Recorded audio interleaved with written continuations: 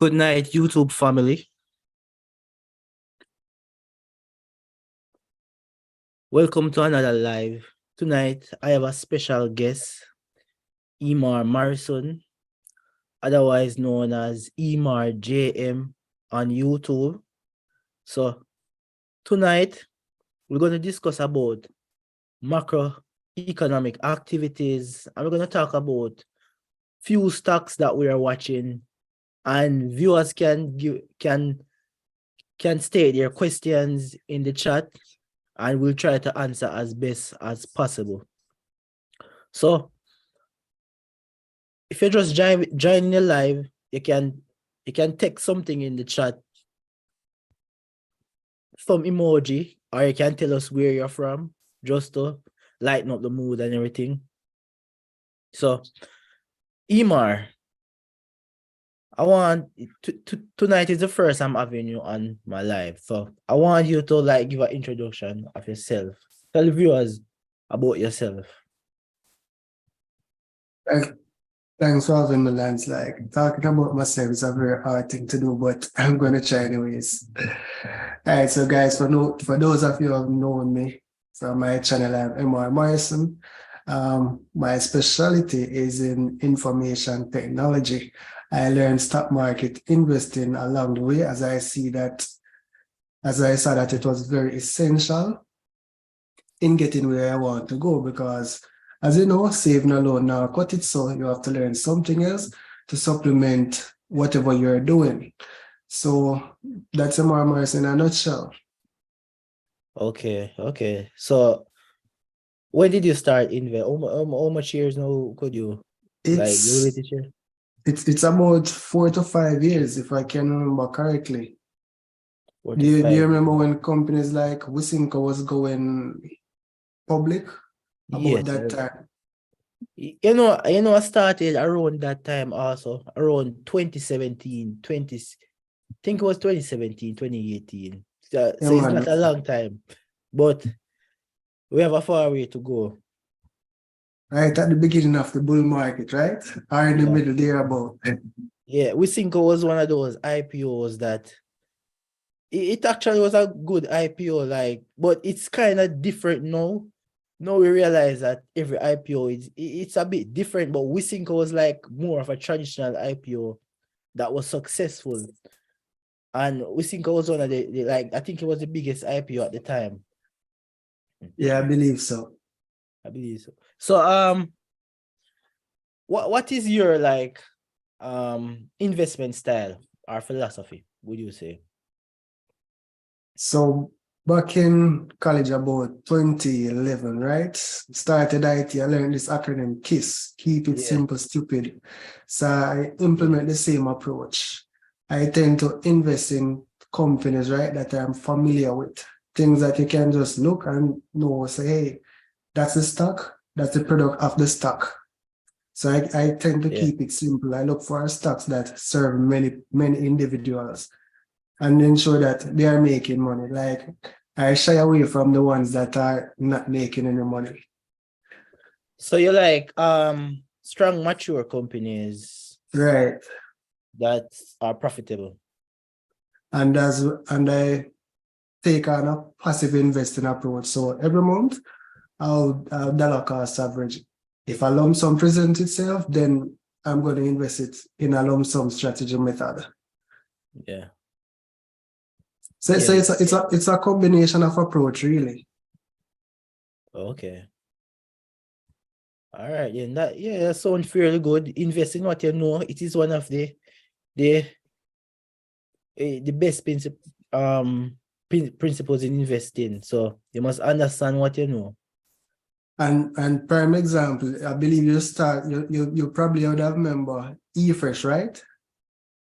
Everything Fresh IPO.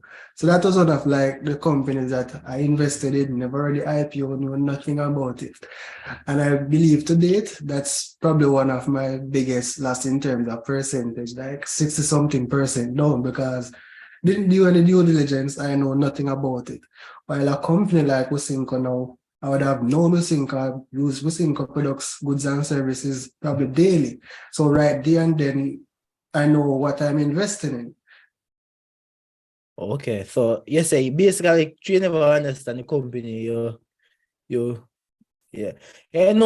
Come to think of that, my biggest loss was Alibaba. And you know why I had such a big loss? I think I didn't look fully into the geopolitical situation at the time. Because when you start to invest overseas now and in other countries, you have new risks now. Because I don't know what is going on in China. And I didn't foresee like the China USA thing. So after that, the stock crashed like probably lose more than 50%. like, but one of those things, like, yeah, I go learn. And at the time, it's still a good company. Like the fundamental is good, but the geopolitical risk put the stock to a whole different level. The time when we started investing, I think the things that happened throughout the period up to now, it allowed us to learn a whole lot of different things. Because I was impacted by NIA as well, and I didn't know those things would affect us. Because I was given some NIA stock as a gift, and then those things start happening in the market, boom, NIA stock gone down. So it's a learning process. You never stop learning. There's always something that will pop up that will teach you a lesson or two, and you just have to learn from it and move on. Yeah, it's a journey. So to me, I'm still learning. And even the other day, I was looking at portfolio strategy. And some of these strategies, I won't be able to like prove them until a few years time or a couple months time. So it's all from my experience.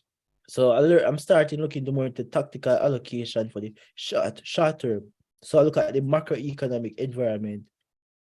Like for example, when we had like the Ukraine-Russia war, maybe if at that time you had put a good amount of money in the defense stocks, you would be way up despite we're in a recession and the stock market tanking.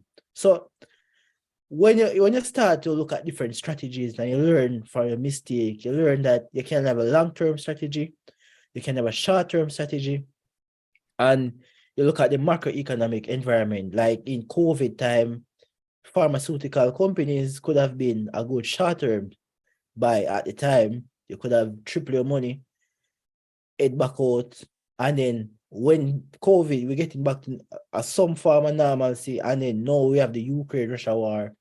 Then you have the oil companies that also, they benefit from the Ukraine-Russia war. So that would be a way also to like benefit from a short-term strategy.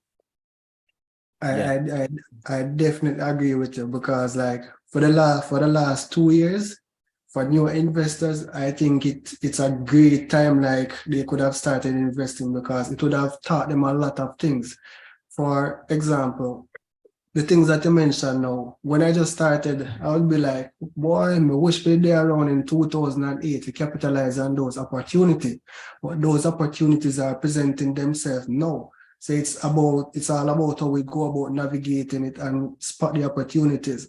So you'd have mentioned the oil company, right? So we would have probably have the knowledge, say, boy, we need to buy things when they are done, but it's the thing is, you need to move fast and capitalize on the opportunity. Yeah. But sometimes it's after the fact that you see those opportunities and you say, oh, next time you know what to do. So those things will happen. Yeah, because things will happen. Like in the next 2 years, 3 years, things will happen. You have to know how to respond. Remember that oil went below zero. So imagine if you had buy some companies when oil went below zero. That would be massive, but sometimes we're not thinking about that at the time. When people are in the situation, it's like it's different when they're in the situation. Definitely. As Mike Tyson had said, everyone have a plan until I get punched in your face, and it's really investing. What are you saying now? No, I was saying, now that we're in this phase where the Russia-Ukraine crisis still affecting certain things, right? Now we have to look, when we come out of this phase, where will the opportunities present itself? We still have high interest rates. Now we have to start looking at which companies will benefit again when the interest rates start going down. So that's how we have to start looking at things now. The financial sector, Yeah. very low. What will happen 1, 2, 3 years from now when things are calmed down? So those are the things that we need to start looking at now to spot some opportunities in the market. Same thing again, COVID, everybody under lockdown. Them time we would have said like digital, the demand for digital services like Zoom that we're using now, right? Things like laptops skyrocket, the inflation and those things. Amazon. Right. But on the other side now you have things like the entertainment sector being impacted. What happened exactly after things start to calm down? People start go outside again and you see entertainment start pick up. So that's how you have to start looking at things. So spot some of the short-term opportunities as you would have mentioned earlier. Yeah, exactly. Because if you look back, some of the companies that were up at that time, they're done now because it's all about expectation. Some of these companies had astronomical profits at the time, but it wouldn't last forever. There's a moment in time, so you have to know when to exit and sell the stock at that time. So you make a profit at those times, anticipate what is coming next, and then you sell.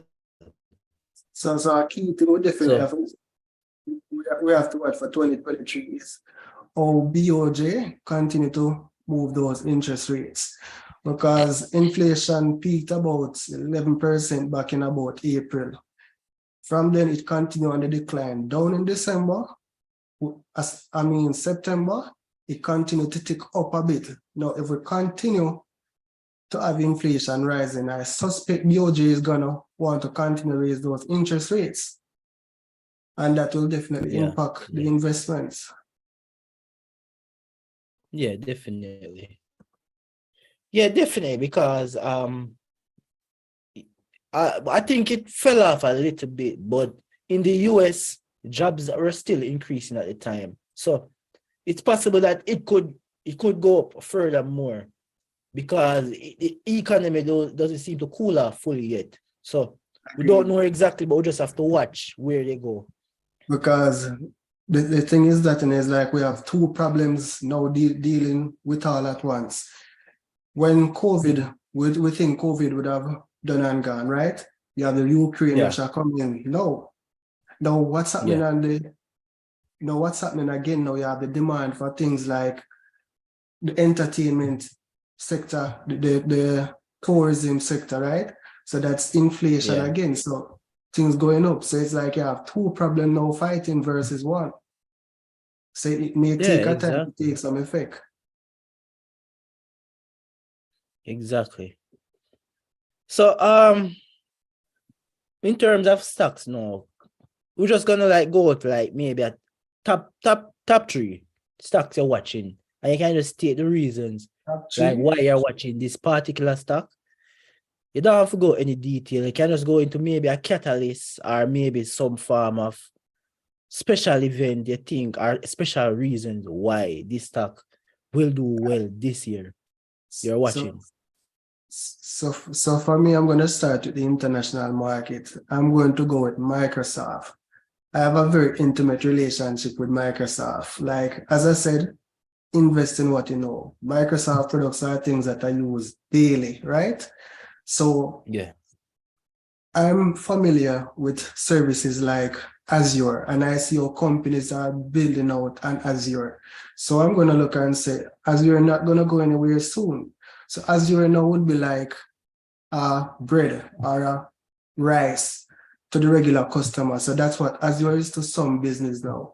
So the mobile apps you're using daily, those probably are run and built on platforms like Microsoft Azure. So I'm looking more into stocks like Microsoft and probably like Amazon Web Services. Not Amazon Web Services, but Amazon Web Services is just one aspect of Amazon. Yeah. The cloud aspect. Right.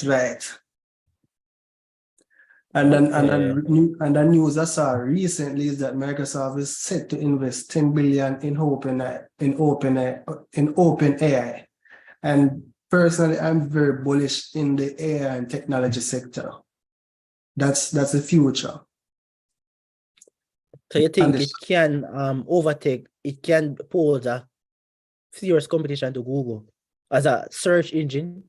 no, I don't think so in the short term. It has a long way to go. And in terms of my experience with it, right? It will give you high level information quick. But when you come to specific things and say, give me X, Y, and Z, how to do it, it cannot do it. It will give you the high level information, which can be wrong in terms of how you want to get something done. So that's how I've tested it. So the average user might go and say, all right, write me a poem. It's gonna quickly write your poem. You can Google that and Google and find a poem. So it's quick on generating those things in a nice readable format. When you come on to more technical stuff, at least what I tested it with, it's not ready in my view. Okay. So it have some way to go, but Come on, what again? people are comparing it to Google, so I was wondering, look into it. I I'm not. tend, Yeah, Mhm. continue. I realize people tend to do that a lot when it come on to anything new, because even think about Cathy Wood and Warren Buffett. If you remember early days in the pandemic, right? Everybody be like, oh, Warren Buffett, Cathy Wood is the thing now. Where's Cathy Wood's portfolio compared to Warren Buffett? Yeah. So I wouldn't Yeah. be quick to rule out Google and say it's gonna override it or take its place. They can coexist, just like how Bing is coexisting with Google, and Bing has not found a way to override Google. Then until then, let's see what will happen.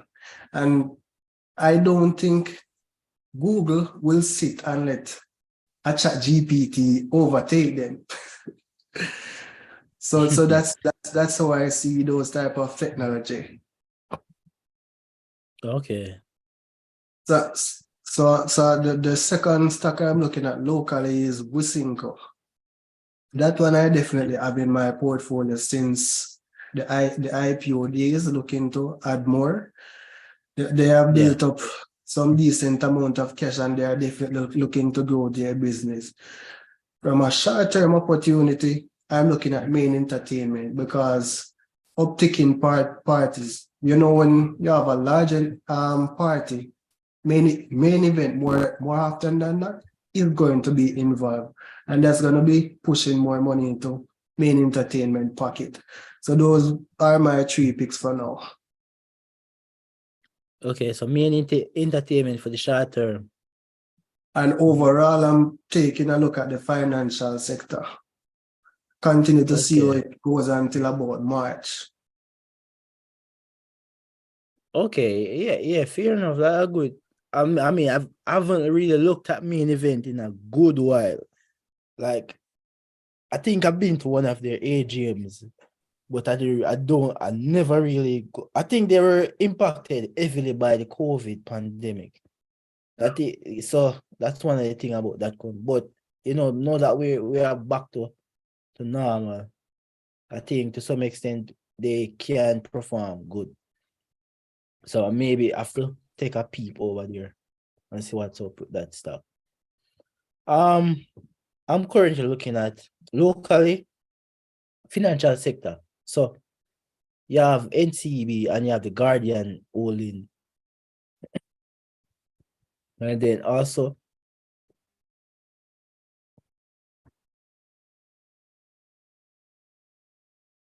sorry about that. I'm a bit sick. So you have I'm looking at in the financial sector, but the main two companies, Guardian and NCB. Fontana, I'm watching Fontana otherwise. Because Fontana, I think they will open a new location in Portmore. And they're experiencing steady growth. So Fontana is one of those companies that I'm watching. For the international market, I'm looking at Tesla. even though Tesla is a company that it seems to have a popularity premium. So, but the company has fallen by over 65% year to date. So that's what I was about to ask you, if that popularity premium hasn't been wiped out, if you think it has been wiped out. Possibly, yeah. I think it's been wiped out, but I'm trying to analyze like the market potential. But Tesla have a lot of potential because if you look at the EV market, the government is investing heavily in the EV market. A lot of policies are coming into being. Like you have a act in the US named the Inflation Reduction Act, where the government give discount to businesses who buy EV vehicles up to 40,000 in some cases. So Tesla started to produce their semi-trucks. I did a video on it. I dropped the video this morning. Also, Tesla is going to release their Cybertrucks, and on top of that, they're looking into like a budget model. So the one shortcoming Tesla have outside all of that is a budget model. The model that everybody can afford, because really and truly, to take $40,000 and buy a Tesla, not everyone can do that. So in order to Tesla to really go out there and be the brand everywhere, they will have to have a budget model. So that's what they're working on. And if they, even Elon stated that if they can get this model up and going, he said they already are researching it and they want to bring it within 2 years.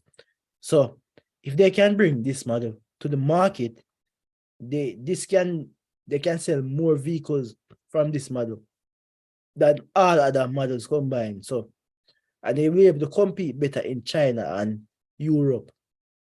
So Tesla, to me, is one of those stocks. At the moment, it might not stay like this forever because, as you know, it's not a stock that trade at lower multiples, even though these multiples will be considered high for a normal stock. Because Tesla is trading at a PE of about 33. A normal stock doesn't really trade at such a high PE, but Tesla is a stock that trades at 200 times, 150 times. So it's a stock that I'm really looking into. So you don't find IP across the tech stocks in general? What's that? I'm saying if you didn't find that IPE across the tech stocks in general. Yeah. You normally find IPE in tech stocks overall, for real. But the growth rate of Tesla, for real, if they can really achieve all of that, like Google used to trade at IPE. I'm thinking about now looking at Microsoft and those companies. They normally trade at IPE. So definitely something to watch. And also I think I'm looking into like JamaicaBroilers. I think they had an operation in Haiti that they have to stop operate for some reason or another. You know, Haiti is going through some crisis right now with the government, and it's like Haiti is under some, like they're going through a political crisis right now. So very unstable. It's very difficult to operate in a country like that. So JamaicaBroilers will have to write off the loss in that case, the 80 operation. But I'm going to look in that stock for sure. So like we think about you say Wisynco, you like the cash balance of Wisynco. Because Wisynco is a good company also. So any other companies you're looking into locally, are just those? Those are the main one. I have JFP on the list, but I haven't started researching it as yet.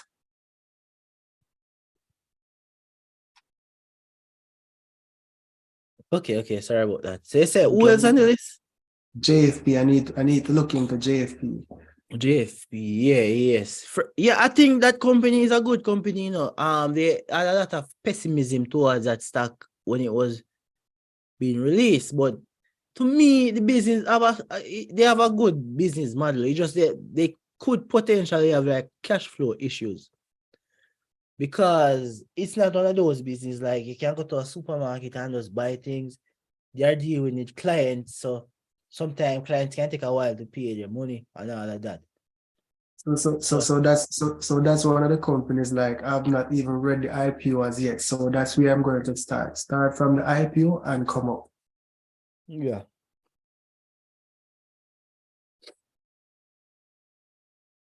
Well, my voice seems to be going. I don't know why. But I'm gonna try to see what I can do. So far, we haven't got any questions yet. But so what overall for the economy, the Jamaican, you say you're expecting the BOJ to like raise the rates some more? If inflation continues, because their target is about 4% to 6%. That's their target. And if inflation continues to rise, they're going to want to raise the interest rate to at least stem the borrowing and cool down the economy to an extent. Yeah. But I believe the challenge is still going to be there in terms of like the consumer borrowing. Because even the other day, I was trying to get something done and the banker was saying like it may take longer than usual because there's such a demand for this thing. So we have to keep those things in mind as well. So even though the rates are raising, the consumer demand is still there. Definitely, yeah. Yeah. Yeah, and yeah, there are a lot of uncertainties with that. And we can always look at the US market if we want like to see, because it definitely affect. Sometimes what affect the local rate, it's indirect to us. Like it's coming from the US market as well. You notice like the US inflation rate is always like about 2%, 3% lower than Jamaica. So, and we import a lot of goods in Jamaica, so you know that we are gonna face some of those inflationary pressure as well. Definitely. So it's always a good market to watch, the US market. And I think our market in lag when compared to the US. So if you say the US stock market like start trend up, then I believe you can look for the Jamaica market start to trend up. Because overall, I think from 2019, right? 2019 Jamaica stock market was awarded, I believe, one of the best performing stock markets. Year to date, since 2019, I think we are down on the main market about 30% there about the last time I checked it. So there are still, what I call it now, medium to long-term opportunities on the main market, in my opinion. Definitely, I agree with you strongly on that. Yeah, the Jamaican market is kind of a bit unusual though. Like sometimes the Jamaican market is really hard to understand fully. As in, to all the investors behavior. Because we have 1 year where the Jamaican market is very flat. Next 2 years, it's the top market in the world. So one of those things with the Jamaican market.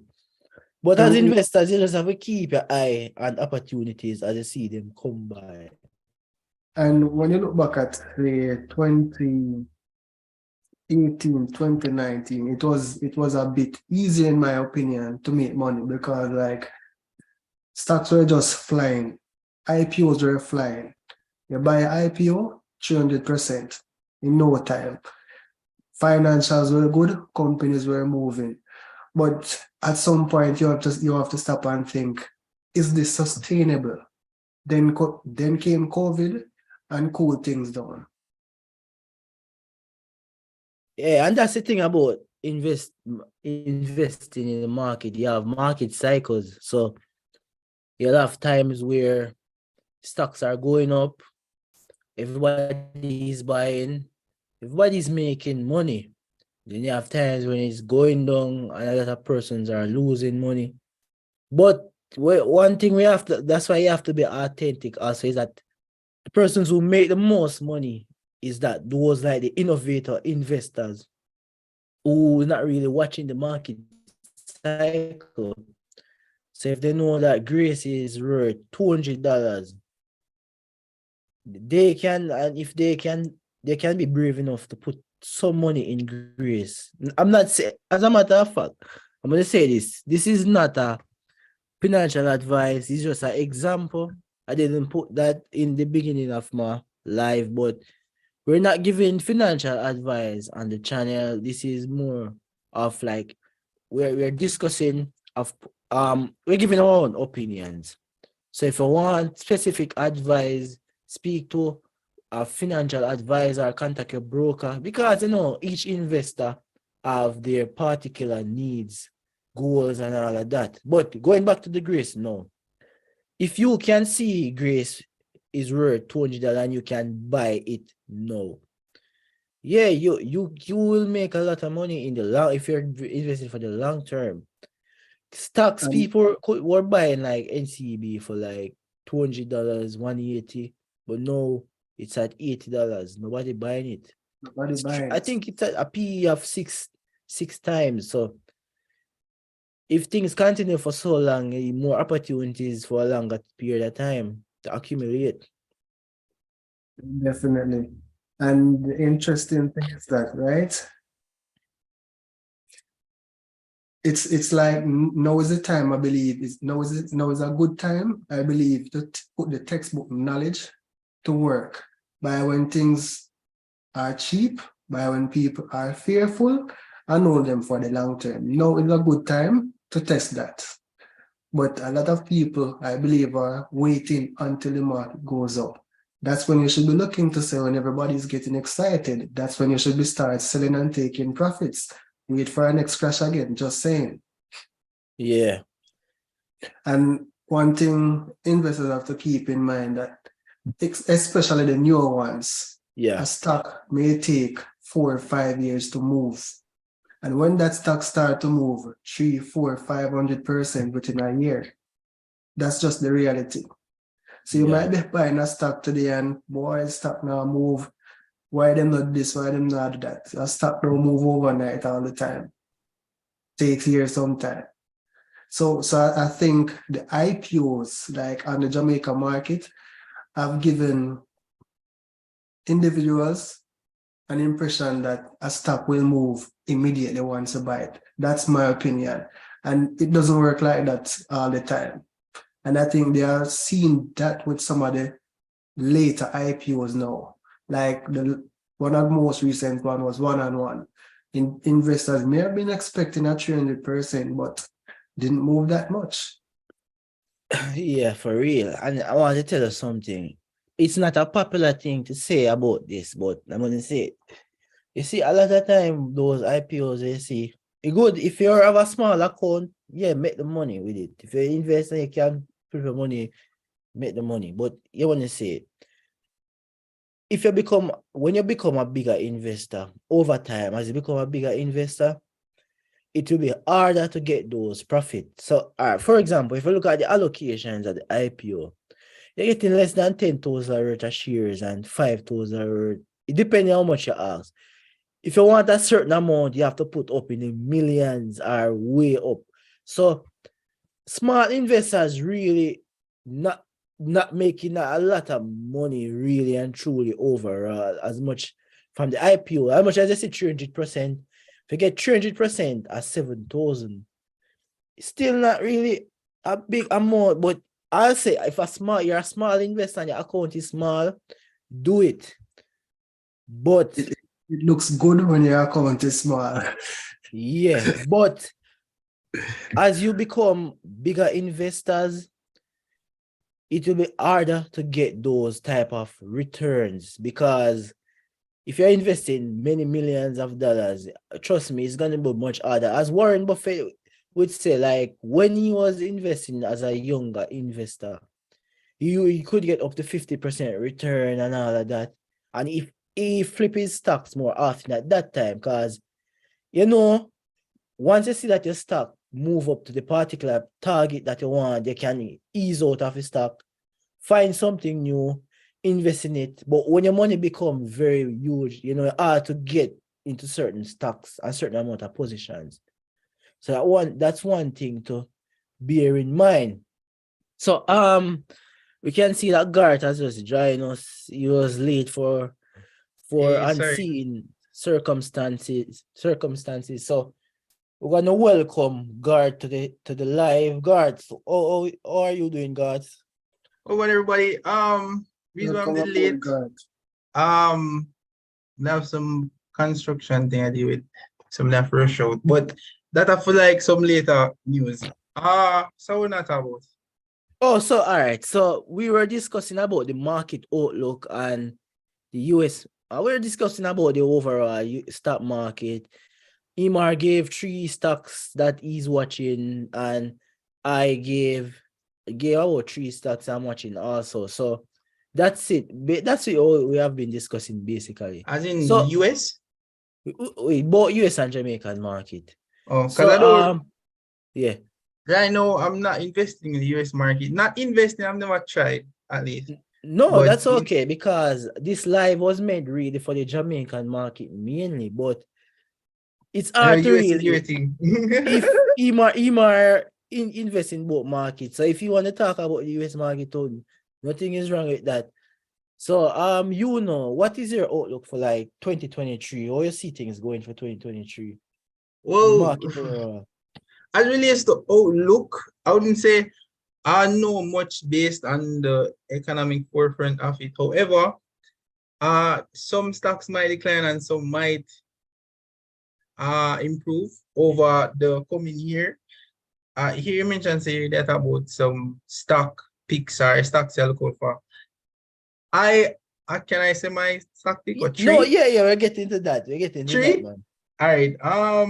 Yeah, man. All right, so my, I guess, favorite, I think they're going to still be, but the most recent one was RPL, which is Regency Petroleum Limited.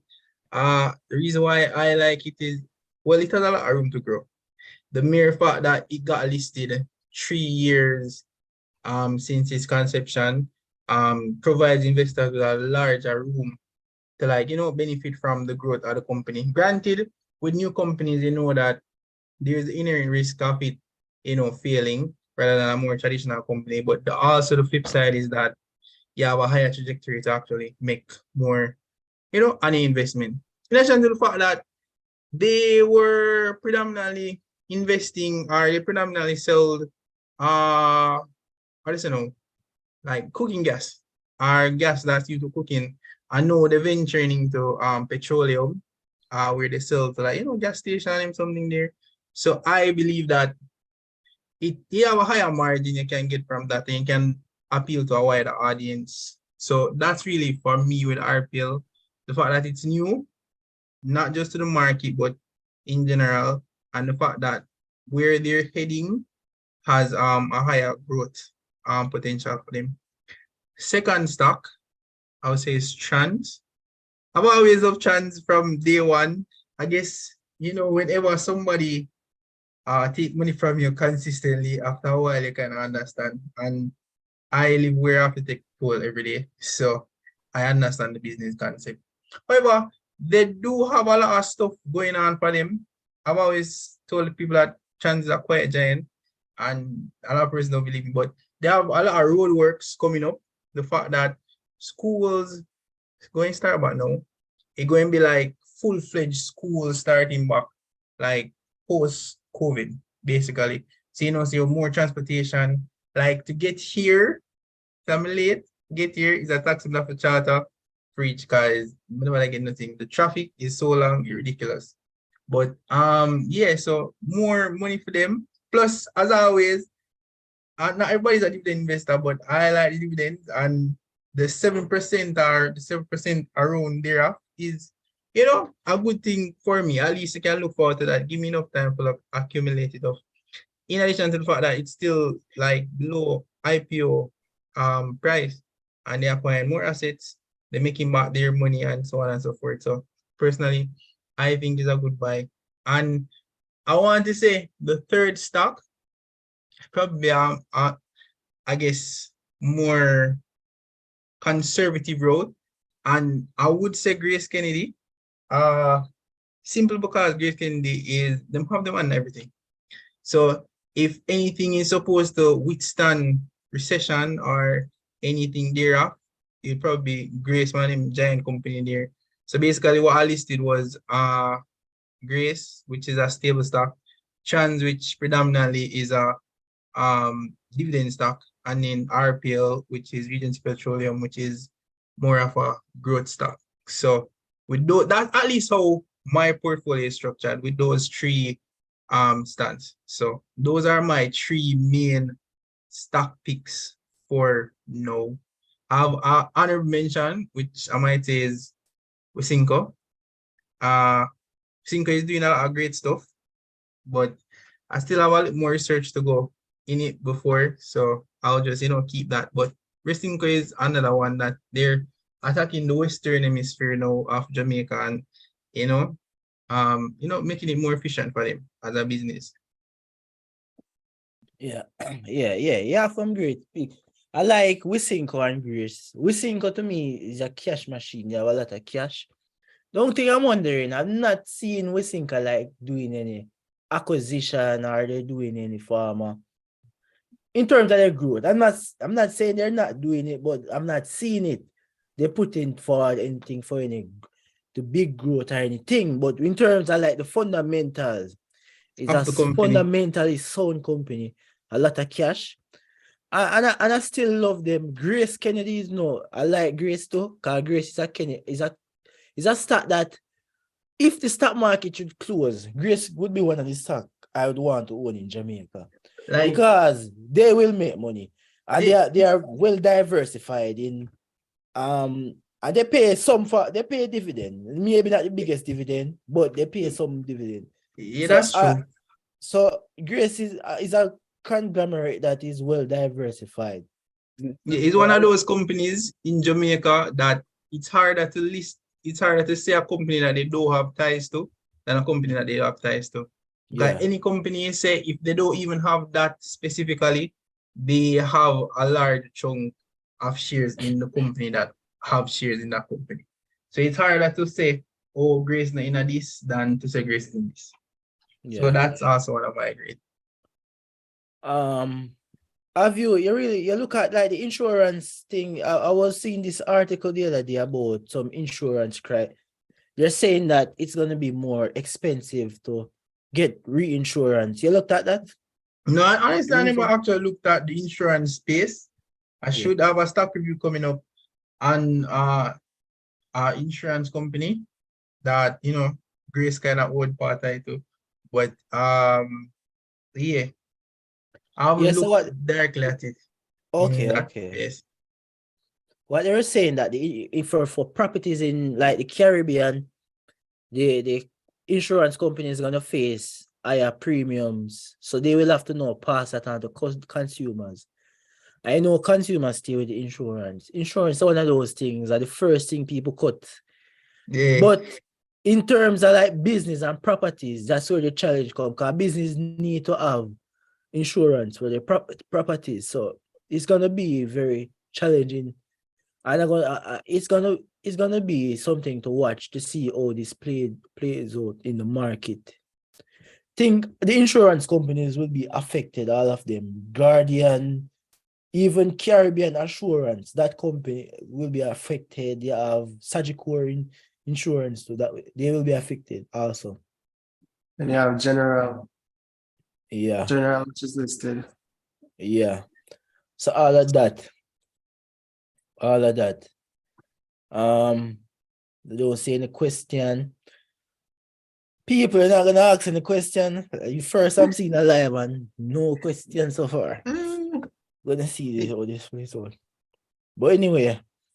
So I saw that you say, all right, so and you always talk about like stock picks and them some there, but like you were like we all have started investing already.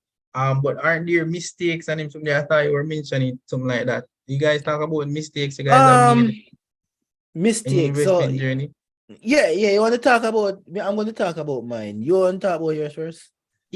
My investment journey first? Yeah, like 3 mistakes you make since investing. All right. My biggest mistake, I would say, he'll probably be selling the stocks like when time get rough, I guess. Like you buy Like when what? I didn't hear you.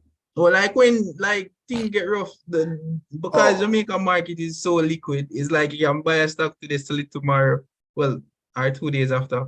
So like when I was starting investing, one of the biggest mistakes I actually made was I invest up to like 100,000 and then something come up like is say $50,000, and then I'm like, Jano, we can buy back Grace later. You see me? Can buy back Grace later. So we just sell out some, and then what I'll do is leave one share in my portfolio to say, all right, I'll come back to Grace at a later date. And then months pass, weeks pass, and it's just like it just never happened. So that was one of my biggest mistakes, I would say, because it's like you see it growing, and then something comes, and then just take it back and just start back from scratch. So that was one. I think another big mistake I had was sometime, even though when you jump into IPOs and something there, you always just expect it predominantly to just go up.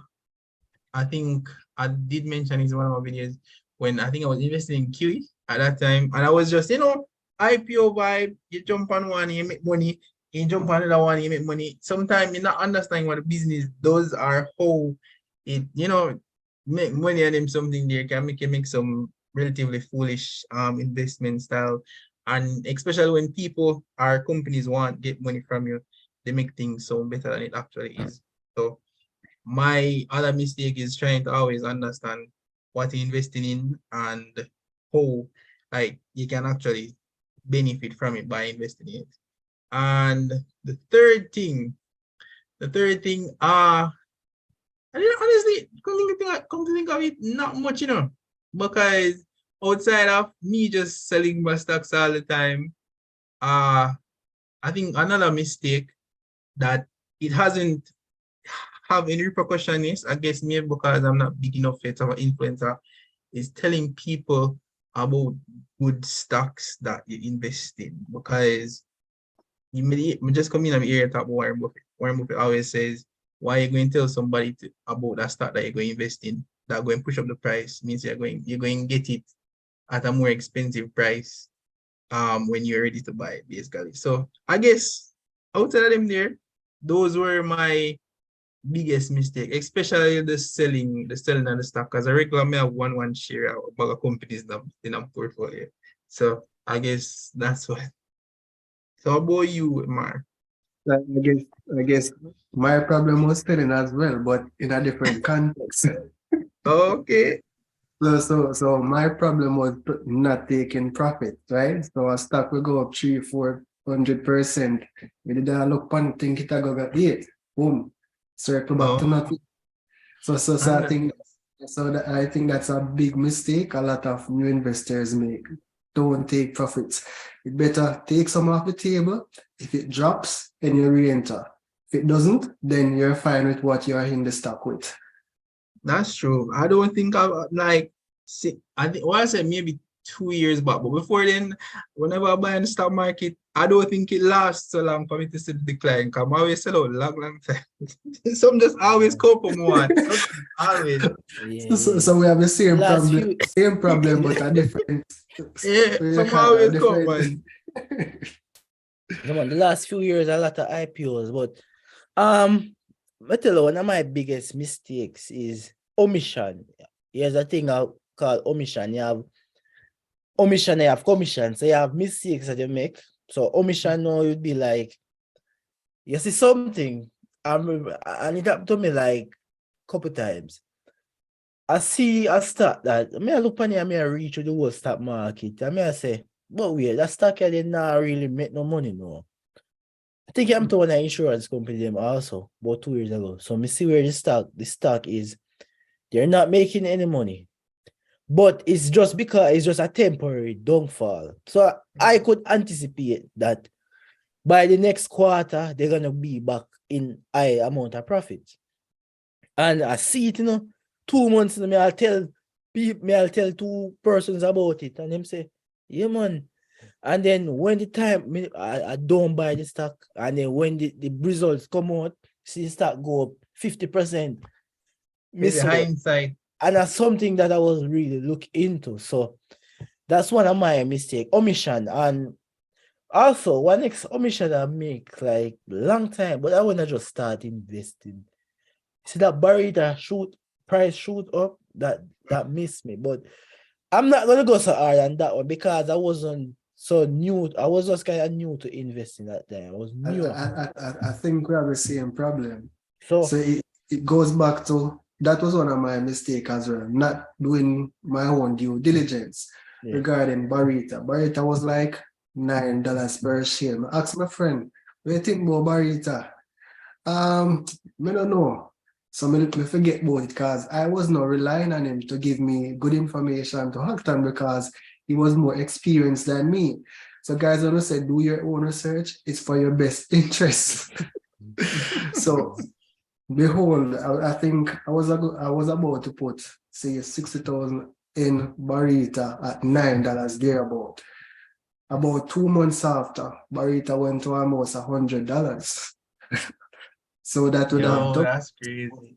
So yeah, and go on. Yeah, one next mistake that I make too is like not doing enough due diligence. So as I mentioned before, I look at some top investors in the world. You have you even have a website that track all the top funds in the US. They track Warren Buffett, they track Michael Burry, they track all of them. I don't follow my due diligence, and even though I understand that sometimes they invest in good companies, but I cannot do like their investment strategy because that might not work for me.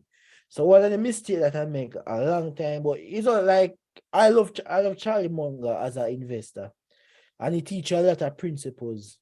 If you I have videos I'm gonna do about Charlie Munger, but I see Charlie Munger invest in Alibaba, and I say Alibaba is a good company, and I think it was a mistake. I shouldn't really follow that at the time. The stock was down over 50%. I still think it's a good stock, but the timing that I follow was wrong, and the investment, I should really follow those investors. So that's what I do. Even though I look at what they are buying, I don't buy what they are buying because when the report comes up, normally, sometimes it's 3 months ago they buy the stock. So sometimes you have to look at those things. So you can look at them to teach the principles of how to invest, but don't really follow exactly how they are investing. So that's one mistake I make. As well, like when I was just starting out on the US stock market, right? No guidance. I was looking at Warren Buffett portfolio. Warren Buffett successful, so I can purchase his stocks and do the same, right? So I purchased gold because Warren always talk about things like gold. So I purchased it. Now move. COVID coming, I think it declined about 20-30%. So I did just have to exit and I say, boy, it don't make no sense. They better me go learn and try to do it on my own. Yeah. Because you're not gonna buy when they buy, you don't know their price. Yeah, exactly. So yeah, they're good to watch just to know what they are doing, because our investors I look up to. There are some good strategies and mental models that they teach you. So it's always good to learn from them, but don't do exactly what they do all the time. And one thing you have to look at also is that if you look at Warren Buffett now and his portfolio, Warren Buffett said it himself. He's saying that he don't expect to get past certain amount of results or earnings because he's saying the amount of money he's working with, like he's working with billions of hundreds of billions of dollars. So the opportunity we have, we can move into a stock and move on. He cannot just easily do that. Like a $10 million stock won't move his needle. So it could do something for me, but it can't do nothing for Warren Buffett. So he have they call it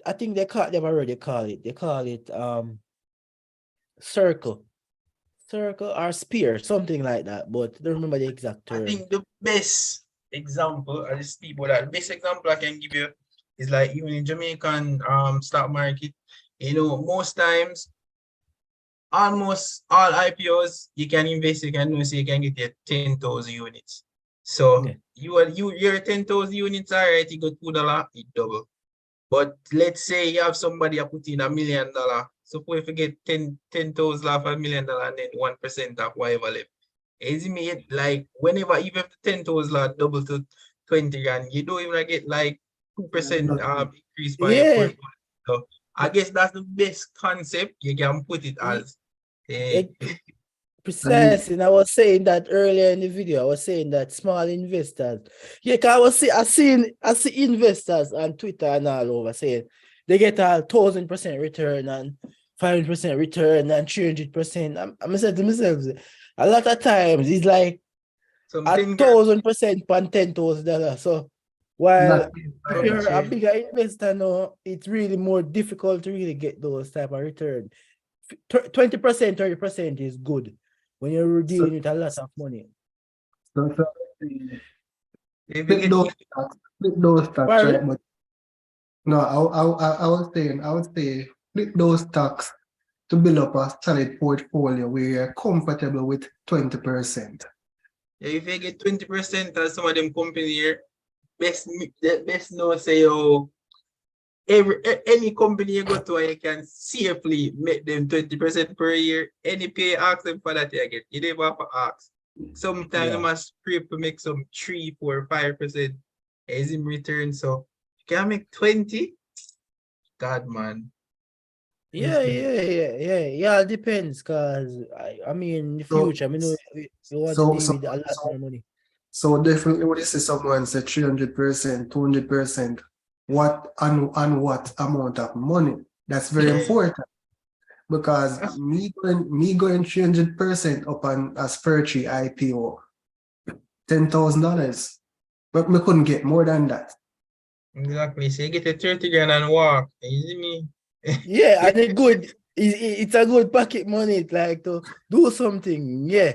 But if you're really talking about long-term performance and overall, I mean, I don't think it's sustainable, or big investors won't get those type of return. It's not normal. That you have abnormal investors that from time to time, They'll just even struck international gold. market. And from a psychological point of view, it's a bit harder. It's easier to take 10,000 and show on a stock versus take 100,000 and show on a stock. Just saying, it's from a psychological point of view, it's hard as well. Trust me, the more money I spend, the more you second guess it. Because at first, normally, 5 grand, lose 5 grand, can make that back some other time. But to lose $500,000 now, you know, reevaluate life and them things here. You see me? So, perspective, man. You can really look at a 50% loss and a 100,000, but can you do that with 500,000? Can you do that with $1 million? Look at 50%. That's because stocks do go down. It doesn't always go up. That's true. Precisely. And then that time now you start to look more at your risk too, because you're dealing with bigger money, you can risk losing a $10,000, but when you start going to the hundreds, you don't want to just risk everything. So it all depends on context. Context is very important. And another mistake I've made was not having enough reserve cash to capitalize on opportunities. Oh, like how? Oh, you mean like if multiple things come at one time, you don't have enough cash to cover it? Like all right. So in coming up to 2019 bull market, so it's all about investing almost everything. I wasn't anticipating such a decline now. So it's like having 5,000 in reserve when I should have maybe about 30,000. Okay, To understand. capitalize on the big 30% discount and all of that. So instead of dollar cost averaging, I could have capitalized by allocating some more money when the stock market is down. You know, a bit average down. It average down basically. Right. No, funny enough, I actually have something that I own. Most times if I buy a stock, I have something that just shows me when to buy. Like even if it's like 5 or 10% below what I bought it for, then it average it, and then like do a weighted average, and then if it like the stock price is down below that again, it notify me so I can, you know, buy it. It's something I work on, and it will work so far. So yeah. I have reserve cash, not for personally, just you know, them call emergency fund. Because as I say, that's worst case different. scenario. No man, that's the worst case scenario for me is like if things get too rough, I stock them. That was like my first issue, as I mentioned, mistake. I always sell the stocks. Oh, well, as I said, still investing, you always have to have an emergency fund. There's no say you have something where you have to touch your stock money and you can live out of that. You don't have to really touch your long-term investment. But I don't know, from time to time, situation can change for persons. And sometimes you can have to sell something, trust me. But long-term goal is to like have emergency fund where you don't have to touch your portfolio. None at all. And it also depends on how you plan as well, because let's say you're planning to purchase a car, right? You're going to need a down payment. So what you can start doing now is cut back on your investment amount. So instead of say investing 20%, you're now investing 10% and saving that extra cash to for that down payment on the car. So that can save you from exiting a stock position prematurely. No, I understand. I think did you guys talk about like investment strategy? I didn't talk about mine, but at Imar talk about is when you mentioned. Yeah, Imar talk about is. So what you don't want to share your investment strategy? I think my investment strategy is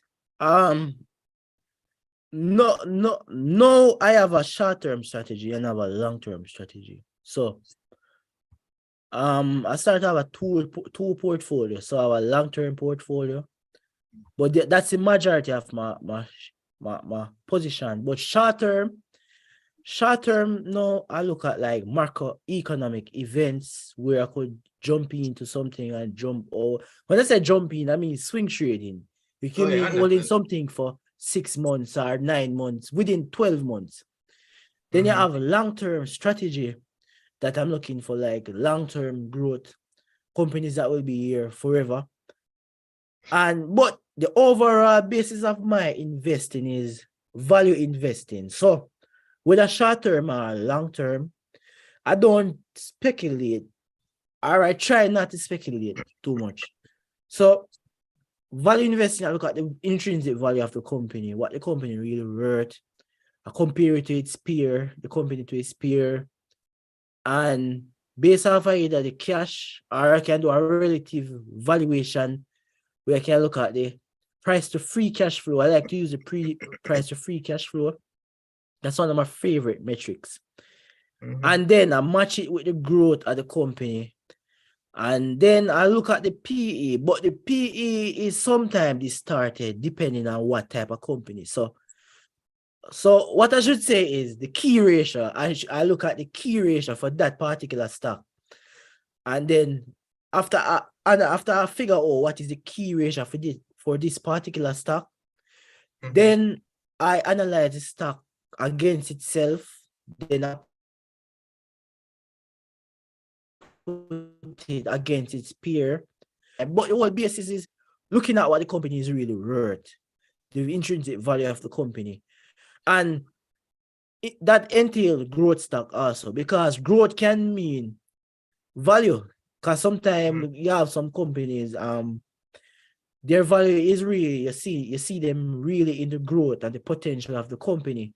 Some persons might not see the value, but if you can see the value and buy the company, you go ahead and buy. So that's really my strategy at the moment.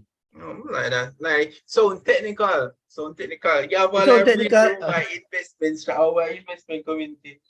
Personally, I would say I'm where I'm want to be as it relates to valuing stocks. I only have a few metrics, but predominantly I use relative valuation based on the size of the company. So it's a weighted average relative valuation. And then because I know that's the only one metric that I am solid in. As I say, I created this Excel document that just indicates to me whenever, so say I buy a stock at, so my relative valuation for it at fair value is $10 and I bought at $10, but then as long as I believe in that particular stocks and all, there's no significant fundamental changes to the company, I will continue investing in that stock. However, most times, and 9 out of 10 of the time, I only invest when it's below my price. So if I bought at $10 and then I see it at $11, I might not buy it. But if I see it at $9, then I'll buy it. What I say, like constantly I keep track of that. It's kind of difficult. So I just had a Excel document that just automated for me. So at a glance, I can know what to focus on at that particular time. So Okay. it just simple, and it surrounds the same strategies, which is maybe stable stocks, dividend, and in growth. Those are my like 3 main categories. And based on my age right now, I'm predominantly in growth. Come younger, so I have more time, can take a little bit more risk. But It doesn't. yeah. No, I was saying it doesn't matter your age, you're going to still feel young. But it makes sense. But that's predominantly it. So as long as my relative valuation is good and about at that price, I'll just continue buying it on the low, I guess. So once I buy it at $9 and then know my average is like $9.50, I only go and buy it if it's under $9.50. And sometimes patience is the best thing, because sometimes you see go, but as I say, most times I do it, not all the time, because there's sometimes when you just feel like some major news happen or some major thing going to happen that going to push it up, and you know what, I might take some at that high price and then follow back around with that same strategy of just dollar cost averaging down. So after all of the news and the market hype gone from it, and you still believe you can just continue buy and balance out your portfolio. That's at least how I do. Yeah. Well, everybody have their little strategy, so everybody have their strategy, and that's good. I mean, your personal strategy must suit your goals and your desire. Right now, if I was managing money for a portfolio, that's a whole different goal. So you'll have to look at the mandate of that portfolio. If it's an income or if it's an equity mandate. So, I mean, each person strategy should fit them. So I believe when individuals start out and they play around the market enough, they'll develop what suits them. So when they just start, they're going to be running around wondering what to do. Eventually, you'll find what fits you and your lifestyle. Because I was even talking to someone recently and they were thinking like, I have to be day trade. Like, no, I don't have time for that. That takes too much time. Day trading is a lot, trust me. After a while, it gets overwhelming. So I know it's a lot.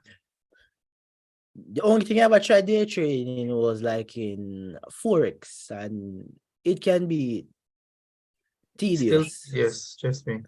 Can be tedious. Like, yeah, you're glued to the screen. You don't have to be glued to the screen. You can't just set up a trade and just leave. But you have to be watching, setting up plays and all of that. So, yeah, it's more technical. So, yeah. Stocks in Jamaica, I don't see I don't understand how persons day trade in Jamaica. I can't day trade in Jamaica. That's gonna be most large volumes, because if I they're cannot day day trading trade in Jamaica. if the day trading Jamaica is large volumes they're working with, there's no way the fees would eat away your profit. Fees would eat away all your profit. It has to be large money they're working with that they can day trade. That's all. So And interestingly, when I was just starting out back in 2017, it's the fees. Like when I saw the fees, like I'm going to sell a stock and I'm going to pay 1,000 in fees. Make it stay. And then it kind of forced me in terms of developing a long-term view in terms of investing. But I realized once you have the volume now, the money, then the fees, so The frightening. the Right. percentage their principle is way smaller. So I understand that. But it's a good strategy. Everybody, as I say, has their own strategy. So it's just based on your, preferences and work around that. Yeah, I say still, my strategy might adjust as time goes by, but it's all gonna be around the value investing principle. Well, at least what I think I'm not for now, but it's gonna be for that. But some things I might adjust in the future as I get older, and depending if I'm and as I manage more money and all of that, strategies change. If I'm managing money for like a family, it's a different ball game. All of that. If I should be doing it professionally, I have to Different game, man. separate it from personal. So all of that have to come into play. So imagine money for professionals and something there. There's a lot more restrictions, I guess. And this is a hedge fund you're going around. yeah, it could be a hedge fund, who knows? It could be a hedge fund. But yeah. You work you used to work at JN Guard? Yeah, Managers. I would say about a year. You can't say a year. I was working there and there's a good people, good vibes, learned a lot.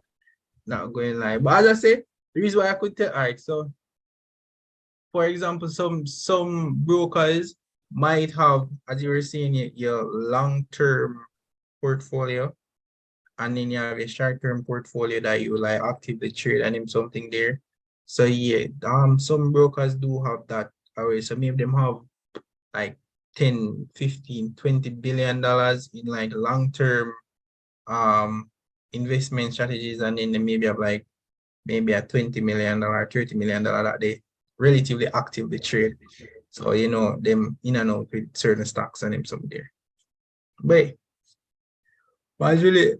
is there any question in particular you needed to ask? No, like how is it managing portfolio there? No, I wasn't in the fund manager. I was a junior research analyst. Okay. So I just analyze information and analyze information, look at certain things. They might have metrics that I need to calculate in order for them to make a decision, or just pulling information on particular stocks that they might be interested in, and I don't want me to do like a research on it. And so I think that's how I even developed the whole research thing, like how this company make money and name something there. That's how probably the series on my channel, because from you learn a skill, the best way to maintain it is to continuously use it.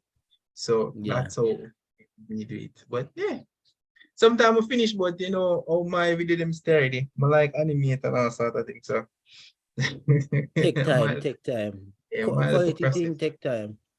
That's true. Yeah, man. I see him do a lot of personal finance video also. Yeah, I watch most, if not all, them videos already. I've been watching him long before even I started YouTube. So I've been doing him. I'm more than likely him checking every video him can actually see me a comment out there. So. Yeah, and Omar is a straightforward person, but he do it. It's very funny also. Yeah. That's the vibe, man. Yeah. I watch most finance YouTubers. Easy me just to get a spectrum of personalities and information and approach to certain stuff. And I guess I just come up with my own personality, which is one of I guess jovial for the most part. I'm always like this. It's not even just on camera. It's just me overall. So yeah.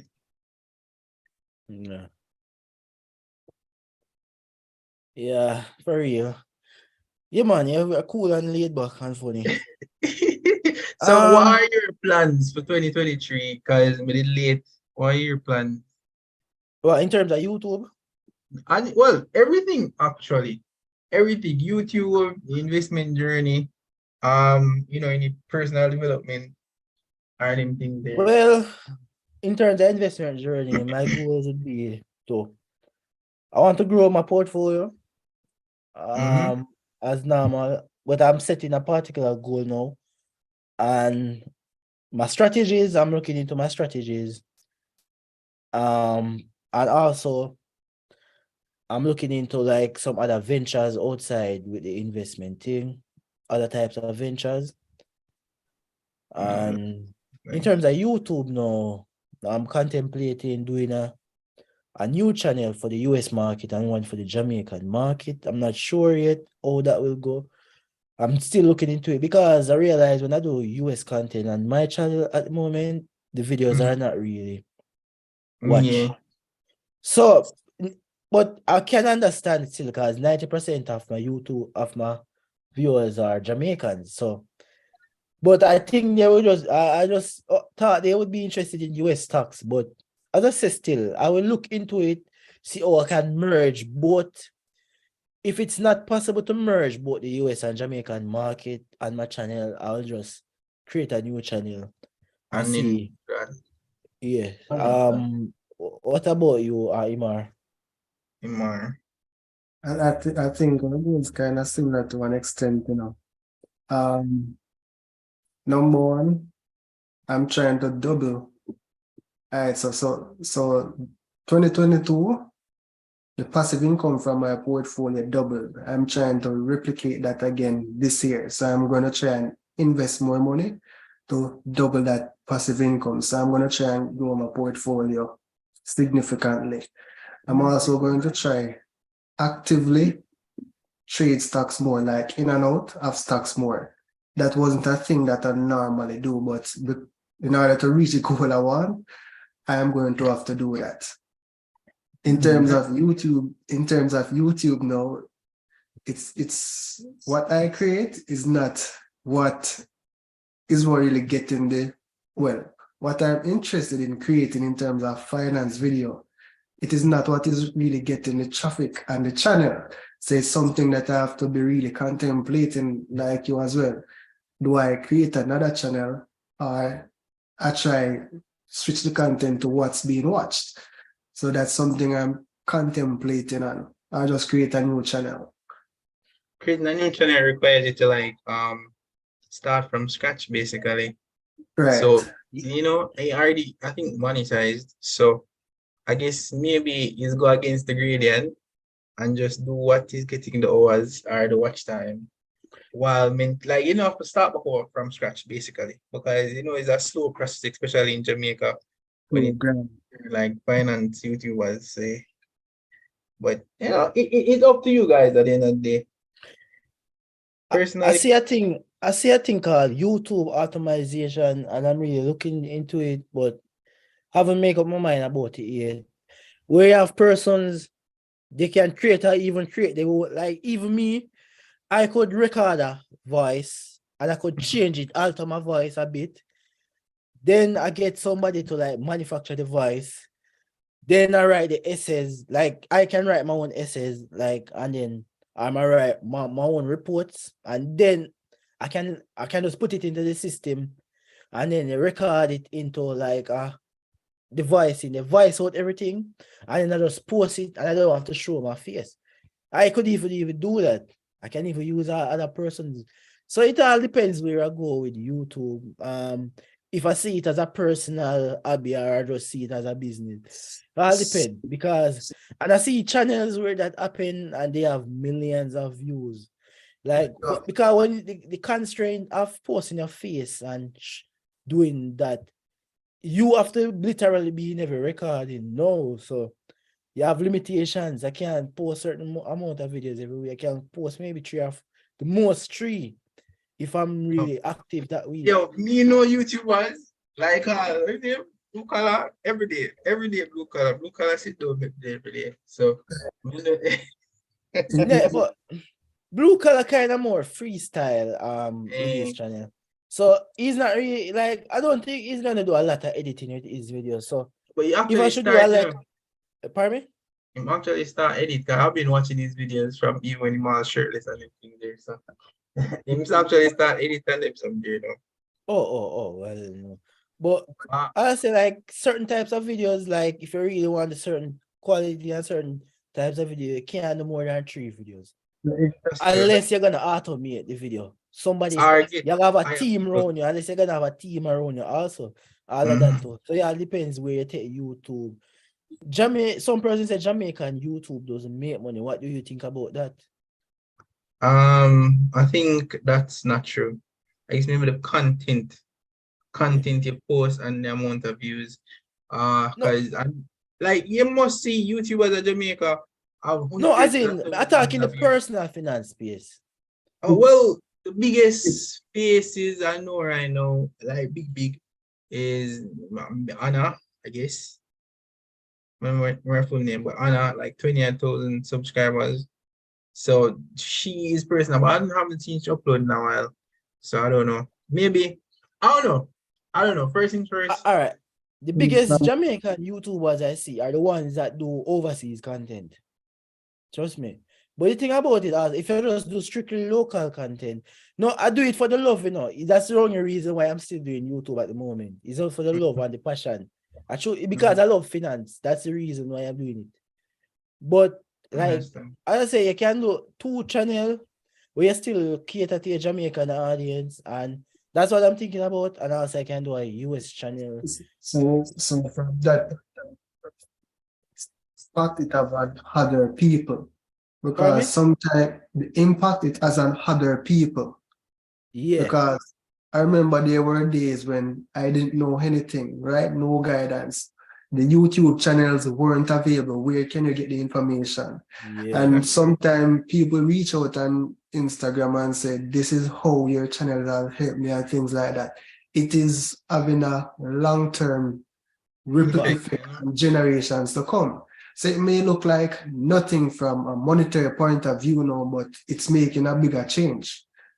yeah. Personally, when I started YouTube, I didn't start YouTube to make money, you know. I've always told everybody that I start YouTube as a documentation of my journey to becoming the billionaire I see myself, isn't me? So I guess after a while, person said I can explain stuff good. So I should just, put a little bit more effort in it. And I think I put a little bit too much effort now. My videos are slower. But for this year, I normally drop like maybe 4 videos a month. I'm going to see if I can ramp that up to like maybe 6 or 7 or 8. And it's just because there's a lot. My issue is not content idea. My issue is like editing. So for this year, maybe, I don't know, we see how things go. I hire So what, somebody. so what if I tell you guys that it's possible to do 30 videos a day? Would you believe me? What? For 30? for the month. All right. Yeah, every At day? that point, it's a work. It's not a hobby. Trust me, it's a work. Yo, Because at some doing point, every 3 day? videos can take a lot. Every It every can be, day you have somebody I can see your face. I think they might probably tell that. I think maybe the best is 3 times. Give them like a 1 or 2 day for myself, and then you post back again. You see me? Yeah. Like when absent, then we say, all right, a long time necessary, but you can't wait too long because I'm forget about it. So Yeah. man, I'm trying to do 10 at most 10 videos for the month, and then see how it goes. Cause yeah, why not? Why not? If it was money I do YouTube for, it has stopped YouTube long time. Cause the animation software alone for 1 year costs more than me making a YouTube already. So I just really and then especially like with the company reviews, I watch back over my videos sometime it might slip mine and be like, oh, that company make money again. And that's why I'm trying to build out the whole catalog of every company listed on Jamaica Stock Exchange. So, that's the aim. Exactly. So you see, YouTube is more than just money, really and truly, as I say, because if you look at you presenting the information, you're learning and you're growing, and not everyone is good at public speaking. So, I mean, it helped me to improve my public speaking. I never see myself doing YouTube 3 years ago. I never see myself doing YouTube. But That's true. I have more things to do on YouTube, more ideas, or areas to improve and all of that. And also to use the knowledge that I have. And I'll say the impact that he has on other person is very good. Speaking of impact, you know what's funny? I rather than getting paid from YouTube and some there, I like to see when persons invest, because even when I was in high school, I had this club called Young Innovators, which is basically a club where we teach them about investing and them something there. And I think at that time I made about 20 something to 30 odd persons with my investment account. Even up to what was it? RPL. RPL was the law. Well, up to RPL, I saw one of my subscribers on the road, and he must say, "Oh, you may make a start investing in a I say, yeah, I'm dead here. I'm gonna take taxis, I'm on the road." And that was a good feeling. Say, he might go gym and go open my code. No, him get all of the information. So no, no, there's just some that feel goodness, of it. Like when you say, all right, your work, somebody else, all right, start invest. So when him start invest now, then that trickle down to people him know. And then soon somebody else, then somebody else. And I just saw the whole Jamaica invest, which at the end, when you think about it, going to provide more viewers for us, because you got more persons now saying, all right, which power I get information from my name so there. So we have Because what will happen is that each of us will develop our own audience. Some will intertwine, but it will develop and spread the information. Yeah, for real. Yeah, for real. I mean, it help you to keep you on the edge. So new information come out, you have to read about it. You have to make sure you read about it. Keep in touch with the news and all of that. So I mean, you have multiple benefits outside the money. It's not if it was the money alone, you maybe would do it. But as I say, it's something more money on YouTube than on YouTube. So I know it's definitely not money for me at this point. It's just me know it's the love of it. But I know it's not just say I love it, because from basic school, me love finance. I love, make money. So I know it's the love of it. Trust me. But I say my biggest, I just feel more accomplished when, my videos and persons actually start. Say, all right, yo, I'm gonna invest, me, I buy that stock here. I even like when people just DM me and say, yo, what do you think about that stock here? Even though I can't give them advice, I can give them my, I say, all right, can look on this, can look at this information, and then you can make a decision and so on and so forth. I'm always at them with them financial advice anyways, but it's just the whole fact they're reaching out for sure, say they're interested in the whole, aspect of investing and so on. And the impact is being made, but we won't see it all the time. But it is happening. Just one. Yeah, impact is being made, and trust me, in the future we'll know. Persons will see you on the road and say, "Emar, remember Emar YouTube teach me how to invest." Yeah, man. So the impact is there. When you look at it, say you have 1,000 subscribers. Have you ever went into a room and speak to 1,000 persons? It's a lot, trust me. Right. For real. For sure, yeah. I mean, on YouTube it looks small, but in real life, I mean, to speak to 1,000 people still making an impact. I mean, trust me, that is my current subscriber count is basically the size of my old high school. So if you just put in a perspective, easy me, sir.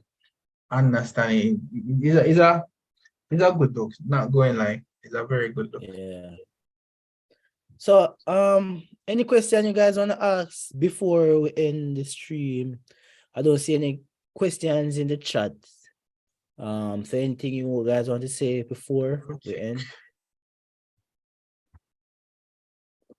Let's see.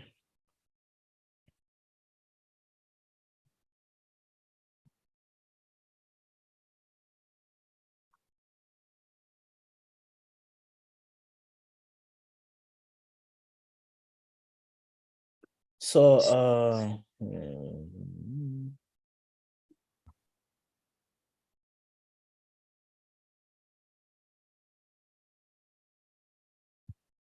Yeah.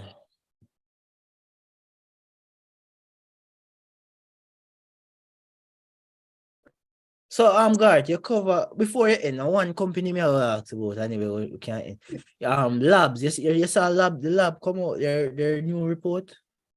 Lab, no, I haven't looked at lab as in like recently, you know. Other than when I did the review for it, I haven't looked at it because Yeah. I've been getting DMs about trans, careers, what is that company are asking? Cargo Holding Limited. I think that's one as Yeah. well. So I've been like trying to go through them there. I have some other videos, of a real estate video coming out. There's a bag of stuff some minute there. Where Yeah. school Lab start? is a come. Yeah, yeah. Where school start, so I'm kind Definitely. of try to get all of the, heavy lifting out of the way from Oh. now. But when I look at, I haven't looked, if I'm being honest, I haven't looked at JC as it relates to like results and reports and them something there right now. Normal Oh, one okay. is like on the weekends I look and do stuff. Easy me. Okay, So, that fair enough, fair enough. That report is out. huh? Lab as a report that is out for Yeah, Lance. I think the report is dropped either yesterday or today, the audited financial. I don't really read it yet. I just glance it basically. I think the net profit is done. That's all I see. I don't see it. But I know that they had made an acquisition last year into this, I think a company named Scope Caribbean. In Scope And Caribbean. so I think they may be losing some money out of that. So it could be that one reason. But I don't do a detailed analysis of the company. I look at it last year early, but things change a bit. At the time when I look at the company, they had a lot of cash on the balance sheet.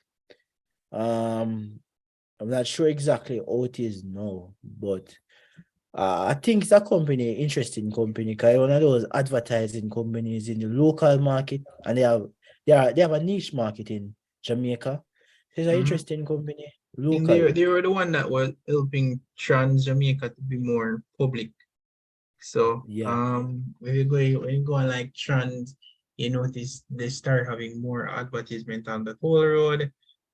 When you go to toll booth, you see them have this like LED panel screen. These guys are promote to like get T-tag. So there's that as well. But and they're supposed to be managing trans social media page. So that's as much as I know about them. The reason why I know about them because I was watching about the AMG, the AGM for trans, and they were saying that, and then I noticed it. As I say, every day to different told them, so I know. I can tell you any change up on the toll every day.